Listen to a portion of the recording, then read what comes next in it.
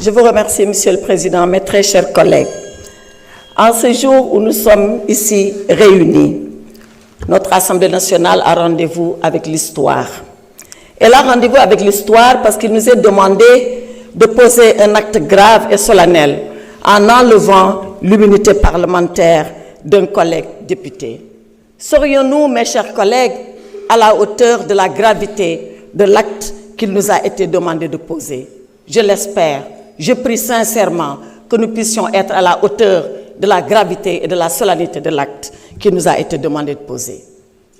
Dans son épître aux Corinthiens, l'apôtre Paul, martyr de la foi, disait ceci à ses fidèles. Si le ministère de la condamnation est glorieux, le ministère de la justice est encore plus glorieux que celui de la condamnation. Oui, il avait tout à fait raison. Le ministère de la condamnation, c'est le ministère de l'examen des faits. Le ministère de la justice, c'est celui de la balance qui pèse et qui suppose les faits. Avons-nous été justes avec notre collègue? Avons-nous pesé et supposé avant de prendre la décision? Bien sûr que non.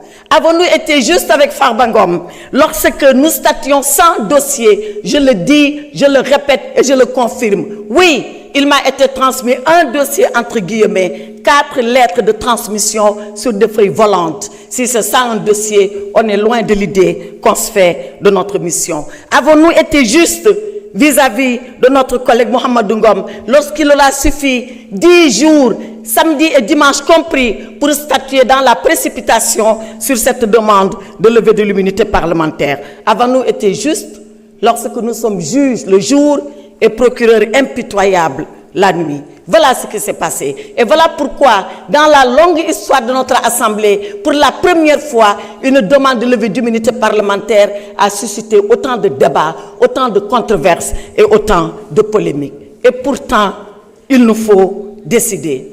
Il nous faut décider parce que nous sommes l'Assemblée nationale. Il nous faut décider parce que nous sommes les représentants que le peuple a envoyés ici à notre place. Il nous faut décider parce que nous devons être une assemblée juste, une assemblée nationale, une assemblée souveraine et une assemblée de rupture, comme on l'a promis aux Sénégalais.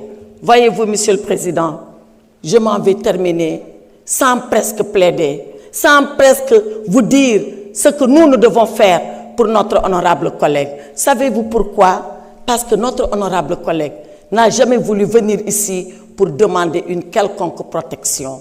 Il ne l'a jamais demandé parce que dans le Fouta lointain d'où nous sommes originaires, il nous a appris une chose. Il nous a été appris là-bas que vivre dans la peur est un échec de la vie. Nous n'avons pas peur, nous, de la mort. Et c'est pour ça que nous n'avons pas peur de la vie.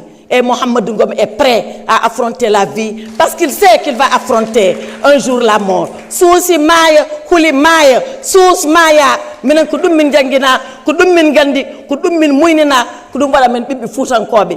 Farbinu sousi mo wour, ob sousi mawo may, te dum do ma gas ender Sénégal, min jabata ha ila yawmi dini, penali une pawe edo wamen, min jabata ha ila yawmi dini, gonga men ina tete. Ici, dans cette assemblée, l'honorable Farba Ngom a confié son sort à Allah subhanahu wa ta'ala. C'est le seul juge, c'est le dernier juge et c'est le meilleur juge. C'est le juge qui jugera ceux-là qui ont jugé. Jugeons pendant que nous pouvons encore le faire. Jugeons pendant que le peuple sénégalais nous regarde. Jugeons pendant que nous sommes là, face à notre conscience. Le reste appartiendra à l'histoire et l'histoire jugera Mohamedou Ngom. Je vous remercie, mes chers. Je vous remercie, honorable député, Madame Aïssatou Tall Sall. Mes chers collègues, y a-t-il un orateur contre? Oui. Honorable député Abdou Mbow, vous avez la parole.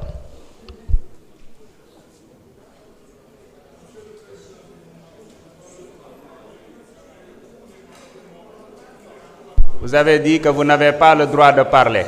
Vous avez répondu. Honorable, vous avez la parole.